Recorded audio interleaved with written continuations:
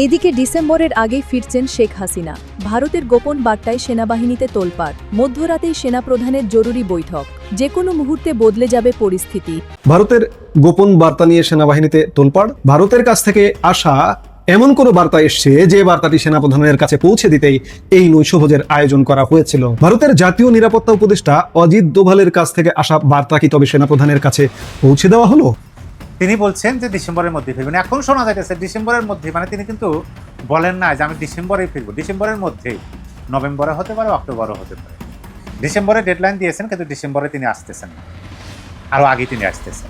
তারেক রহমান নৈশভোজের ডাক দিয়েছেন বটে, কিন্তু তিনি জানেন যে শেষ পর্যন্ত শেখ হাসিনা ঢাকায় এসে নামলে এদের কারো পক্ষে, এসব নেতা দল বা শরিকদের পক্ষে সেই রাজনৈতিক জোয়ার ঠেকিয়ে দেওয়া কিছুতেই সম্ভব হবে না। যে কোনো মুহূর্তে একদিনের মধ্যে বাংলাদেশের রাজনীতির সকল প্রেক্ষাপট উলট পালট হয়ে যেতে পারে। বিতর্কতভাবে যে কূটনীতিক খেলা চলছে আন্তর্জাতিকভাবে, বর্তমানে বিএনপি জামাত এনসিপি জোট এখনো সেটা কল্পনাও করতে পারছে না। অলরেডি বিতর্কত সকল কাজ গুছিয়ে ফেলেছে ভারত। এই রাজাকারের নাতিপুতিরা পালানোরও রাস্তা পাবে না। ছাত্রলীগের পক্ষ থেকে জানানো হয়েছে, শেখ হাসিনা ফিরে আসার পথে যদি কেউ বাধা হয়ে দাঁড়ায়, তাকে যদি ফিরতে না দেওয়া হয়, তাহলে লড়াই বেঁধে যাবে। সেই লড়াই করার জন্য ছাত্রলীগ, আওয়ামী লীগ প্রস্তুত রয়েছে। দর্শক, নতুন একটা নিউজ আপনাকে স্বাগতম। প্রিয় দর্শক, সাবেক প্রধানমন্ত্রী শেখ হাসিনা ডিসেম্বরের মধ্যে দেশে ফেরার ঘোষণা দিলেও শোনা যাচ্ছে তিনি নাকি ডিসেম্বরের আগেই বাংলাদেশে প্রবেশ করতে চলেছেন। দর্শক মণ্ডলী, কূটনৈতিক তোড়জোড় এতটাই দ্রুত চলছে যে তিনি ডিসেম্বরের আগেই দেশে ফিরতে পারবেন। দর্শক মণ্ডলী, এমনটাই বলছেন একজন বিশ্লেষক। প্রিয় দর্শক, আপনার কাছে কি মনে হয়, তিনি কি ডিসেম্বরের আগেই ফিরতে পারেন নাকি ডিসেম্বর মাসেই ফিরবেন? এ বিষয়টি নিয়ে আপনার মূল্যবান মতামতটি অবশ্যই কমেন্ট করে জানিয়ে দিন। এদিকে দর্শক, ভারতের এক গোপন বার্তায় সেনাবাহিনীতে তোলপাড় সৃষ্টি হয়েছে। দর্শক মণ্ডলী, ভারতের নিরাপত্তা উপদেষ্টা ওয়াজিদ দোভাল ঠিক কি বার্তা দিলেন বাংলাদেশের সেনাপ্রধান জেনারেল ওয়াকারুজ্জামানকে, আর যার ভিত্তিতে এই মধ্যরাতে জরুরি বৈঠক করতে হলো সেনাপ্রধানকে, সে বিষয়টি নিয়ে থাকছে বেশ কিছু চাঞ্চল্যকর তথ্য। দর্শক, সাবেক প্রধানমন্ত্রী শেখ হাসিনা যে ডিসেম্বরের আগেই ফিরতে চলেছেন, তবে কি সেই বার্তাই এসে পৌঁছেছে বাংলাদেশে নাকি অন্য কিছু, তা আজকের এই নিউজটি সম্পূর্ণ দেখলেই জানতে পারবেন। তো দর্শক, আর কথা না বাড়িয়ে চলুন দেখে আসবো আজকে সেই কাঙ্ক্ষিত ভিডিওগুলো। তবে তার আগে বলবো, যারা প্রতিনিয়ত আপডেট খবর দেখতে চান তাহলে অবশ্যই আমাদের চ্যানেলটি সাবস্ক্রাইব করে পাশে থাকা বেল আইকনটি ক্লিক করে দিন। আর যারা ইতিমধ্যেই চ্যানেলটি সাবস্ক্রাইব করে রেখেছেন তাদেরকে অসংখ্য ধন্যবাদ। তো চলুন দর্শক, ভিডিওটিতে একটি লাইক দিয়ে আমরা ধারাবাহিকভাবে সবগুলো ভিডিওর আলোচনা দেখে আসি। ভারতের গোপন বার্তা নিয়ে সেনাবাহিনীতে তোলপাড়। সেনাপ্রধানের নৈশভোজ ও নেপথ্যের হিসাব। ইস্তাম্বুল যাওয়ার ঠিক কয়েক ঘন্টা আগে গভীর রাতে কিসের এত জরুরি বৈঠক? কে ইস্তাম্বুল গেলেন? সেনাপ্রধান জেনারেল ওয়াকারুজ্জামান গতকাল ভোরে ইস্তাম্বুলের উদ্দেশ্যে রওনা দিয়েছেন এবং রওনা দেওয়ার ঠিক আগের রাতে প্রধানমন্ত্রীর নিরাপত্তা উপদেষ্টা ব্রিগেডিয়ার জেনারেল অবসরপ্রাপ্ত শামসুল ইসলামের সাথে একটি বৈঠক করেছেন। ভারতের জাতীয় নিরাপত্তা উপদেষ্টা অজিত দোভালের কাছ থেকে আসা বার্তা কি তবে সেনাপ্রধানের কাছে পৌঁছে দেওয়া হলো? সম্প্রতি বাংলাদেশের শীর্ষ সামরিক ও রাজনৈতিক অন্দরে ঘটে গেছে এক অবিশ্বাস্য নাটকীয়তা। একদিকে পদোন্নতি নিয়ে মতপার্থক্য, অন্যদিকে বিদায়ী নৌপ্রধান ও সরকারের ভেতরে অজানা মনস্তাত্ত্বিক টানাপোড়েন। বাংলাদেশের সিনিয়র সাংবাদিক এনায়েত কবিরের অনুসন্ধানী প্রতিবেদনটি, যেটি উত্তর পূর্ব ভারতের খ্যাতনামা গণমাধ্যম নর্থ ইস্ট নিউজে প্রকাশ হয়েছে এবং এটি প্রকাশের পর শুরু হয়েছে তুমুল আলোচনা। চলুন জেনে নেওয়া যাক কি ঘটেছে ভারতের বার্তা থেকে শুরু করে সেনাপ্রধানের তুরস্ক সফর পর্যন্ত। ঘটনার সূত্রপাত নয়াদিল্লি থেকে। বিমস্টেক ডিফেন্স অ্যাডভাইজারদের সম্মেলনে যোগ দিতে নয়াদিল্লি সফরে গিয়েছিলেন বাংলাদেশের প্রধানমন্ত্রীর জাতীয় নিরাপত্তা উপদেষ্টা ব্রিগেডিয়ার জেনারেল অবসরপ্রাপ্ত AKM শামসুল ইসলাম। সেই সম্মেলনের ফাঁকে ভারতের জাতীয় নিরাপত্তা উপদেষ্টা অজিত দোভালের সাথে টানা 10 মিনিট কথা বলার সুযোগ পান তিনি। বৈঠকে ব্রিগেডিয়ার ইসলাম রোহিঙ্গাদের প্রত্যাবাসন বিষয়টি উত্থাপন করেছিলেন, কিন্তু অজিত দোভাল সরাসরি জানিয়ে দেন দ্বিপাক্ষিক কিংবা আঞ্চলিক কোনো ফোরামেই এই বিষয়ে আলোচনার কোনো সুযোগ নেই। ঢাকা ফেরার পরই ব্রিগেডিয়ার অবসরপ্রাপ্ত শামসুল ইসলাম সেনাপ্রধান জেনারেল ওয়াকারুজ্জামানকে তার বাসভবনে একটি বিশেষ নৈশভোজে আমন্ত্রণ জানান। ইস্তাম্বুল সফরের ঠিক কয়েক ঘন্টা আগে এই বৈঠক হওয়ায় একে অত্যন্ত গুরুত্বপূর্ণ মনে করা হচ্ছে, কারণ ধারণা করা হচ্ছে ভারতের কাছ থেকে আসা এমন কোনো বার্তা এসছে যে বার্তাটি সেনাপ্রধানের কাছে পৌঁছে দিতেই এই নৈশভোজের আয়োজন করা হয়েছিল। আপনারা জানেন ইতিমধ্যে যে বাংলাদেশের সাবেক প্রধানমন্ত্রী শেখ হাসিনা ভারতে অবস্থান করছেন এবং তিনি আগামী ডিসেম্বরে বাংলাদেশে ফিরবেন এবং তার ফেরা নিয়ে অবশ্যই ভারত, বাংলাদেশের সেনাবাহিনী, আমেরিকা, চীন, রাশিয়া ইত্যাদি নানা রকম আন্তর্জাতিক সমীকরণ এখানে মিশে আছে। এই সমীকরণেরই কোনো বার্তা কি অজিত দোভাল দিয়েছেন ব্রিগেডিয়ার শামসুল ইসলামের মাধ্যমে, এবং সেই বার্তাটা কি সেনা প্রধানের কাছে তড়িৎ গতিতে পৌঁছে দেবার জন্যই কি সেনাপ্রধান যেদিন ইস্তাম্বুল গেলেন তার ঠিক আগের রাতে ভোরে গেছেন সেনাপ্রধান, মধ্যরাত পর্যন্ত বৈঠক করেছেন, বৈঠক করে ভোরে চলে গেছেন? বিশেষ কোনো বার্তা অবশ্যই আছে। তবে এই নৈশভোজের প্রেক্ষাপট শুধু ভারতের বার্তাতেই সীমাবদ্ধ ছিল না, এতে উপস্থিত ছিলেন বিদায়ী নৌবাহিনী প্রধান অ্যাডমিরাল নাজমুল হাসানও। Air chief marshal Hasan Mahmud খানকে কিন্তু এই নৈশভোজে আমন্ত্রণ জানানো হয়নি। আদতে অ্যাডমিরাল হাসানের জন্য এটি ছিল একটি বিদায় সংবর্ধনা।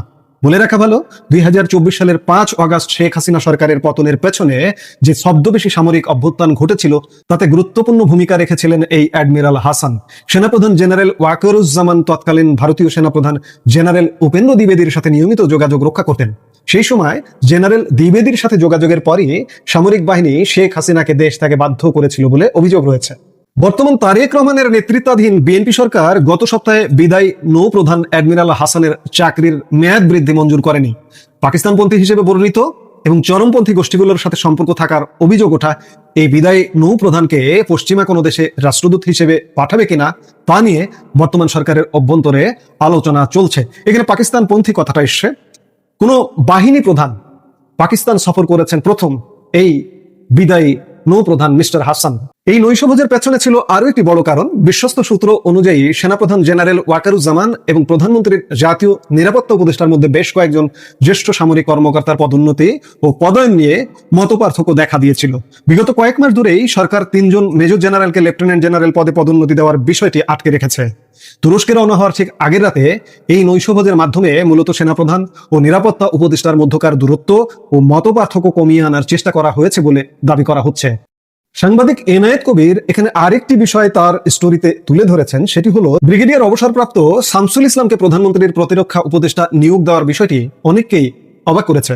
কারণ 2024 সালের 5 অগাস্টের আগ পর্যন্ত বিএনপি চেয়ারপারসন বেগম খালেদা জিয়ার নিরাপত্তা উপদেষ্টা হিসেবে নিয়োজিত ছিলেন মেজর জেনারেল অবসরপ্রাপ্ত ফজলে এলাহি আকবর। তারেক রহমানের বাংলাদেশে প্রত্যাবর্তন সহ রাজনৈতিক নানা বিষয় আকবর গুরুত্বপূর্ণ ভূমিকা পালন করেছিলেন।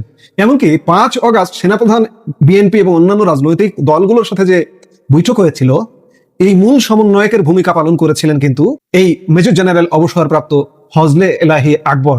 পরবর্তীতে তিনি সিন থেকে আউট হয়ে গেছেন। যেভাবে বিএনপির ত্যাগী নেতারা মন্ত্রী পরিষদ বা কোনো সুবিধাজনক জায়গায় সরকারে স্থান পাননি, ঠিক তেমনি মেজর জেনারেল অবসরপ্রাপ্ত ফজলে এলাহি আকবর দীর্ঘদিন বিএনপির সাথে কাজ করেও তিনি কিন্তু কোনো সুবিধাজনক অবস্থান পাননি। তারেক রহমান ঢাকায় ফেরার পর থেকে জেনারেল আকবরকে বিএনপি কিংবা সরকারের কোনো ভূমিকায় আর দেখা যায়নি। তবে গত সপ্তাহে তাকে কুর্মিটোলা গল্ফ ক্লাবে বেশ প্রফুল্ল মেজাজে দেখা গেছে। এবার আসি সেনাপ্রধানের তুরস্ক সফরের মূল উদ্দেশ্যে। ড্রাগন ও বাইরাক্টারের মতো তুরস্কের উন্নত সামরিক প্রযুক্তি সরাসরি পরখ করে দেখতে সেনাপ্রধান তুরস্ক সফরে গেছেন। আইএসপিআর এর প্রেস বিজ্ঞপ্তি অনুযায়ী এই সফরে তিনি একাধিক তুর্কি ডিফেন্স ইন্ডাস্ট্রির সুবিধা ঘুরে দেখবেন। তাছাড়া তুর্কি সশস্ত্র বাহিনীর জ্যেষ্ঠ সদস্য ও প্রতিরক্ষা কর্মকর্তাদের সাথে সৌজন্য সাক্ষাৎ এবং দ্বিপাক্ষিক প্রতিরক্ষা সম্পর্ক জোরদারের লক্ষ্যে মতবিনিময় করবেন। সবচেয়ে বড় সংবাদ হলো এই সফরের মাধ্যমেই বাংলাদেশের বগুড়া বিমান ঘাঁটিতে তুরস্কের একটি ড্রোন নির্মাণ কারখানা গড়ে তোলার বিষয়টি চূড়ান্ত হতে পারে। উল্লেখ্য, এর মাত্র কয়েক সপ্তাহ আগেই সামরিক প্রযুক্তি স্থানান্তরের বিষয়টি নিয়ে আলোচনা করতে সেনাপ্রধান জেনারেল ওয়াকারুজ্জামান চেক প্রজাতন্ত্র ও স্লোভাকিয়া সফর করেছিলেন। ভূ রাজনীতি, দেশের অভ্যন্তরীণ সামরিক পদায়ন ও প্রযুক্তিগত আধুনিকায়নের এই মেগা সমীকরণ শেষ পর্যন্ত বাংলাদেশের প্রতিরক্ষা ব্যবস্থাকে কোন দিকে নিয়ে যায় সেটাই এখন দেখার বিষয়। এখন যখন বাংলাদেশের অভ্যন্তরে রাজনৈতিক বিষয়ে বিভিন্ন দৌড়ঝাঁপ, অনেকের গলা শুকিয়ে আসা এবং শেখ হাসিনার সেই বক্তব্য আন্তর্জাতিক সংবাদ মাধ্যমে তিনি যে দিলেন যে এই বছরের মধ্যেই ফিরবেন এবং পরবর্তীতে বললেন যে ডিসেম্বরের মধ্যেই ফিরবেন, মানে তিনি একটা সীমারেখা টান দিলেন যে এর বাইরে যাবে না, ডিসেম্বরের মধ্যেই ফিরবেন। তখনও অনেকে বলছেন যে এটা স্ট্যান্ডবাজি, রাজনৈতিকভাবে স্ট্যান্ডবাজি, নিজের দলের নেতাকর্মীদেরকে উজ্জীবিত রাখার জন্য তিনি কথাগুলো বলছেন। আদৌ বাংলাদেশের পরিবেশ পরিস্থিতি দেখে কোনোভাবেই সেটা বোঝাই যাচ্ছে না। হ্যাঁ, তখন সেরকমই পরিবেশ পরিস্থিতি ছিল, কিন্তু আপনি ভাবুন তো, বর্তমান সময় দেখেন তো, তিনি ওই সাক্ষাৎকারটি কবে দিয়েছেন, আজকে কয়দিন অতিবাহিত হলো, এবং এই অল্প কয়েকদিনের মধ্যে রাজনৈতিক পরিবেশটা কতভাবে পাল্টে গেল এবং পাল্টে যাচ্ছে। আপনি একটু মিলানোর চেষ্টা করুন। তিনি বলছেন যে ডিসেম্বরের মধ্যে ফিরবেন। এখন শোনা যাইতেছে ডিসেম্বরের মধ্যে, মানে তিনি কিন্তু বলেন না যে আমি ডিসেম্বরেই ফিরবো, ডিসেম্বরের মধ্যেই, নভেম্বরে হতে পারে, অক্টোবরও হতে পারে, আপনার আগস্ট হতে পারে, সেপ্টেম্বর হতে পারে, ঠিক নাই তিনি কবে ফিরবেন, কিন্তু তিনি ফিরবেন। এখন আবার শোনা যাচ্ছে যে চীন আর ভারত একত্রিত হতে যাচ্ছেন, তাদের মানে হাত মিলানো যেটাকে বলা হয়, তারা আঞ্চলিক স্বার্থে তারা একত্রিত হতে যাচ্ছেন এবং শেখ হাসিনা দেশে ফেরা ত্বরান্বিত হচ্ছে, এটা শোনা যাচ্ছে। আবার অপর প্রান্তে শোনা যাচ্ছে যে ভারত আমেরিকা তারা একটা সমঝোতায় আসছে, আঞ্চলিক স্থিতিশীলতা, উগ্রবাদীদের দমন, এই বিষয়গুলো নিয়ে তাদের মধ্যে একটা বোঝাপড়া হয়ে গেছে এবং তারা কাজ করতেছে, এই ধরনের বক্তব্য শোনা যাচ্ছে। কিন্তু মেন পয়েন্টে আমরা কেউ কথা বলতেছি না। মেন পয়েন্টটা কোথায়, কি সেই মেন পয়েন্ট? এখানে বিষয় হলো যে বাংলাদেশের পক্ষ থেকে ভারত বরাবর এত বড় ধরনের হুমকি ইতিপূর্বে দেওয়া হয় নাই। যেটা দেওয়া হয়েছিল ডক্টর ইউনূসের শাসনামলে, ইউনূসের নিয়োগকর্তারা দিয়েছিলেন, তো তারা পুরো মানে 7টা রাজ্যকে বিচ্ছিন্ন করে দেওয়ার হুমকি দিয়েছিলেন। ভারতের পক্ষ থেকে কোনো প্রকার একটু শব্দ নাই। তাদের বক্তব্য যে পাল্টা বক্তব্য দেওয়া, একটু হুঁশিয়ারি করা, সেরকম কোনো নাই। এবং সেটার পরিপ্রেক্ষিতে যে ডক্টর ইউনূস সরকার তখনকার সময়ে তাকে যে কূটনৈতিকভাবে জানানো, সচেতন করা, সাবধান করা, হুঁশিয়ারি দেওয়া, কোনো কিছু আমরা দেখলাম না। তবে ভারতের প্রধানমন্ত্রী নরেন্দ্র দামোদর দাস মোদী, তার একটা বক্তব্য আমি শুনেছিলাম। এই যখন পশ্চিমবঙ্গের নির্বাচন হয়ে গেল, বিজেপি জয় জয়কার হলো, শুভেন্দু অধিকারী এখন তো মুখ্যমন্ত্রী, তারপরে তিনি কলকাতায় এসে বলেছিলেন যে কাজ শুরু হয়ে গেছে, এই বাংলায় তো হলো, ওই বাংলায় কাজ শুরু হয়ে গেছে। তিনি কি করবেন এখানে আসেন, মূল পয়েন্টটা এখানে। তিনি কি বাংলাদেশ দখল করবেন, বাংলাদেশের এজেন্ট চেঞ্জ করবেন? না। কিন্তু এই বাংলাদেশে বসবাস করা, এই বাংলাদেশে চলাফেরা করা, রাজনীতি করা যে সমস্ত ব্যক্তি বা গোষ্ঠী বা সংগঠন তার দেশের জন্য হুমকি স্বরূপ, তাদেরকে কি বলে যে সাইজের মধ্যে নিয়ে আসা, যে তারা যেটা বলছে, দেখো মানে এইটা ঘুরে ফিরে বাংলাদেশের উপরই আমরা সন্দেহটা করেছিলাম, কিন্তু এখন আমার মনে হচ্ছে যে না, সেরকম কিছু না। শুধুমাত্র দেখেন সেই কথাগুলো কারা বলেছিলেন, মুখে যাই বলুক না কেন, প্রকাশ্যে আমরা যাদেরকে বলতে শুনছি, তারা মুখে মুখে যতই দেশপ্রেমের কথা বলুক না কেন, কিন্তু প্রকৃতপক্ষে তো তারা 71-এর বিপক্ষের শক্তিদেরই গর্জন আমরা শুনেছিলাম। তাহলে তাদের সাইজ, আওয়ামী লীগের যে চাওয়াটা, আওয়ামী লীগের যে চেষ্টাটা, এই সকল কিছু মিলানোর চেষ্টা করেন। এখন আমার মনে হচ্ছে যতটুকু শোনা যাচ্ছে, কূটনৈতিক মহলে আলোচনা, বিশেষজ্ঞদের বিশ্লেষণ, তারপরে যারা খোঁজখবর রাখেন তাদের বক্তব্য, সকল কিছু একত্রিত করে আমার কাছে মনে হচ্ছে যে ডিসেম্বরে ডেডলাইন দিয়েছেন, কিন্তু ডিসেম্বরে তিনি আসতেছেন না, আরও আগেই তিনি আসতেছেন, এবং সকল কিছু অতি দ্রুতই হবে বলে আমার মনে হচ্ছে। এবং তিনি আসবেন, আর তিনি পা দেওয়া মাত্রই দেশে কী হতে পারে, বিশেষ করে দেশবিরোধী যারা আছেন তাদের কাঁপাকাঁপি, গলা শুকিয়ে ওঠা, এগুলো দেখলেই বোঝা যায়। এখন শেখ হাসিনা দেশে ফিরে আসবেন এই ঘোষণা যখন দিয়ে বসেছেন, এবং এমনকি রীতিমতো ব্যাপক হাসিনা বিরোধী অবস্থানে থাকা ব্যক্তিবর্গ বলছেন, শেখ হাসিনা যখন বলেছেন নিশ্চয়ই তার কাছে যথেষ্ট সবুজ সংকেত আছে, তিনি নিশ্চয়ই সিগন্যাল পাচ্ছেন। শেখ হাসিনা যখন বলেছেন তিনি এমন একরোখা, তিনি নিশ্চয়ই দেশে ফিরে ছাড়বেন, এসব বক্তব্য যখন আসছে, এবং সবচেয়ে যে কথাটা আলোচিত হচ্ছে সেটা হচ্ছে শেখ হাসিনা তো দেশে ফিরলে দেশ অস্থিতিশীল হয়ে পড়বে, কারণ কিছুতেই রাজপথ আর তারেক রহমান কন্ট্রোল করতে পারবেন না। তখন তারেক রহমান আবারও শরিক দলগুলোর সঙ্গে খাতির করার চেষ্টা করছেন। তিনি ইউনূসের স্টাইলে, ঠিক ডক্টর মোহাম্মদ ইউনূস যেমন যা ইচ্ছা যখন ইচ্ছা যেভাবে ইচ্ছা করে যেতেন, এবং তারপর মাইলস্টোনে স্কুল কলেজ ভবনের উপর হঠাৎ করে প্রশিক্ষণ বিমান ভেঙে পড়াই হোক, কিংবা যে কোনো ঘটনা দুর্ঘটনায় ঘটুক না কেন, তিনি যে মানে তার তফসিল আরো পেছানোর ইচ্ছা, এরকম যে কোনো ঘটনা দুর্ঘটনার পরেই যে তিনি মনে করে দেখেন যমুনায় সকল রাজনৈতিক দলের নেতৃবৃন্দকে ডাকতেন এবং তারপর সকলে মিলে কমলার জুস খেতে খেতে নানা রকম আলাপ আলোচনা করতেন। কিন্তু ফখরুল ইসলাম আলমগীর বেরিয়ে কিন্তু বলেছিলেন ইউনূস সাহেব সব শোনেন, কোনো বিষয়ে কোনো মন্তব্য করেন না। সেই ধারাটাকে গ্রহণ করে, সেই পথটাকে গ্রহণ করে তারেক রহমান এখন শরিকদের, যারা খুব ক্ষেপে আছেন, সেই শরিকদের 150 জন প্রতিনিধিকে এক নৈশভোজে দাওয়াত দিয়ে দিয়েছেন। সবাই মিলে আসুন, যমুনায় প্রধানমন্ত্রীর সাথে নৈশভোজ খান, ডিনার খান, এবং ভাবুন আপনারাও বিএনপির সঙ্গে শরিকি আছেন। কিন্তু পরিস্থিতিটা এমন, ধরেন জমিয়তে উলামায়ে ইসলামীর মতো দল, যাদেরকে 4টা আসন বিএনপি নির্বাচনে তাও ছেড়ে দিয়েছিল, কিন্তু তারা একটা আসনেও নির্বাচনে জিতে আসতে পারে নাই, কারণ তাদের কথা হচ্ছে প্রত্যেকটা আসনে বিএনপির বিদ্রোহী প্রার্থী ছিল। কাজেই ওই জমিয়াতে উলামা ইসলাম যারা মনে করে কওমি মাদ্রাসাকে তারা বিএনপির পক্ষে ধরে রেখেছিল, তারা জামায়াতের ক্ষমতায় যাওয়া ঠেকাতে সবচেয়ে মুখ্য ভূমিকা পালন করেছিল, বিএনপি তাদের দেখে রাখে নাই। নাগরিক ঐক্য মাহমুদুর রহমান মান্নার তারা বুঝতেই পারছে না এই ডিনারে তাদের যাওয়াটা ঠিক হবে কিনা, কারণ তাদের এই যে জাতীয় নেতা মাহমুদুর রহমান মান্না, তাকে পর্যন্ত বিএনপি একটা আসন ছাড় দিল না, সে কথা ভেবে তারা ভীষণভাবে অপমানিত বোধ করছে। জেএসডি রব মানে জাসদ রব, আসম আব্দুর রবের দল, তারাও কিন্তু বিএনপির এই শরিক দলের মধ্যে আছে। তারাও এখন এই ডিনারে যেতে রাজি নয়, কারণ তারা বলছে জাসদের আসম আব্দুর রব তিনি অসুস্থ হয়ে শয্যাশায়ী মাসের পর মাস। কই বিএনপির কোন সিনিয়র নেতাও তো আসম আব্দুর রবকে একবার দেখতে গেল না। রবের দলেরও প্রত্যাশা ছিল তারাও দু একটা আসন ছাড় পাবে। যেসব শরিকেরা আসন ছাড় পেয়েছিলেন তাদের মধ্যে আন্দালিব রহমান পার্থ জিতে এসেছেন, জোনায়েদ সাকি জিতে এসেছেন, নুরুল হক নুরু জিতে এসেছেন। আবার নুরুল হক নুরুর দলের রাশেদ খানের মতো অনেকেই, যেমন সাদাত সেলিম এলডিপির, এরকম অনেকেই তারা নিজ দল বাদ দিয়ে ধানের শীষ নিয়ে নির্বাচন করতে রীতিমতো ঢুকে পড়েছিলেন বিএনপিতে, দলের পদ সব বাদ দিয়ে। কর্নেল অলি আহমেদ তো নির্বাচনের আগেই বিএনপি জোট থেকে বেরিয়ে জামাত জোটে গিয়ে যোগ দিয়েছেন। এহেন অবস্থায় তারেক রহমান এখন আবার শরিকদের একত্র করতে চাইছেন, কিন্তু শরিকরা বলছেন 150 জনকে একসাথে ডাকলে আসলে আলাপের সুযোগ কোথায়। এবং শরিকরা বলছেন যে তারেক রহমান খুব আমাদেরকে বলে এসেছেন, আমরা তো বলি নাই যে রেইনবো সরকার গঠন করবেন, এখন বিএনপি ছাড়া তার সরকারে আর কেউ নাই কেন, আর এসব জোনায়েদ সাকি, নুরুল হক নুরু, ববি হাজ্জাজকে নিলেই কি সেটা একটা সর্বদলীয় সরকার হয় কিনা, সে প্রশ্ন তারা তুলছেন বারে বারে।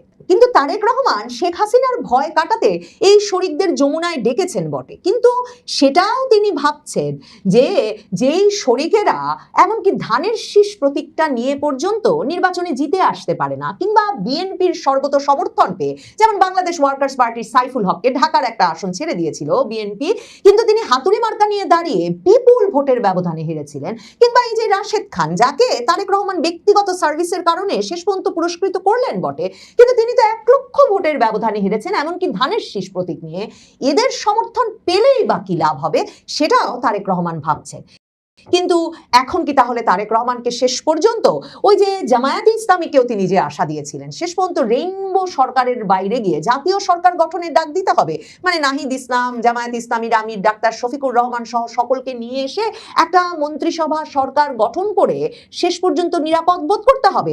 আবার 2024-এর জুলাই আগস্টের আন্দোলনটায় যদি ইউনূস সাহেব না থাকতেন, যদি মার্কিন যুক্তরাষ্ট্র না থাকতো, যদি পশ্চিমের দেশগুলো না থাকতো, জাতিসংঘ ভূমিকা পালন না করতো, যদি সেনাবাহিনী সেই মেটিকুলাস ডিজাইনের সক্রিয় অংশ না হতো, তাহলে কি সত্যি রাজপথে আওয়ামী লীগকে ঠেকিয়ে দেওয়া সম্ভব হতো? সেসব হিসাব করলেও তারেক রহমান বুঝে পান না যে সরকারের ভাগ দিলেই বা এদেরকে কি লাভই বা হবে, যদি না যারা তাকে দেশে নিয়ে এসেছেন তারা তার সঙ্গে আর না থাকেন। এসব মিলিয়ে তারেক রহমান নৈশভোজের ডাক দিয়েছেন বটে, হাসিনা বিরোধী ঐক্য অটুট রাখতে, জোরদার রাখতে, ভয় নাই আমরা আছি লাখো ভাই, এরকম একটা অনুভব তৈরি করতে।